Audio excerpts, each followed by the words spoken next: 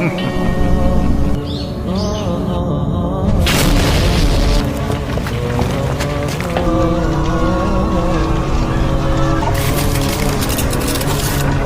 enfermés depuis des millénaires. Lorsqu'ils sortiront, ils dévoreront tout sur terre. Alors que Isa alayhi salam sera redescendu ici-bas, il commandera les croyants et s'en suivra une grande période de paix sur terre. Et Allah révélera à Isa qu'il a fait sortir des serviteurs que nul ne peut affronter et qu'il doit donc se réfugier au mont Tour avec les croyants présents aux côtés de lui. Ce peuple-là est Gog et Magog, un peuple qui est enfermé depuis l'époque de Dhul Qarnayn, dans une barrière de fer et de métal entre deux montagnes. Et depuis ce jour, ils cherchent à en sortir en creusant, mais chaque soir, Allah fait en sorte que le trou qu'ils ont fait dans cette barrière se referme, jusqu'à ce que l'un d'entre eux dira « Nous reviendrons creuser demain, Inch'Allah » et alors Allah les laissera sortir. Et lorsqu'ils déferleront sur terre, ils dévoreront tout ce qui a une ombre. Ils seront tellement nombreux qu'ils s'abreuveront même de plusieurs lacs, comme celui de Tibériade. Le premier viendra en boire toute l'eau, et le dernier viendra et dira « Autrefois, il y avait un lac ici ».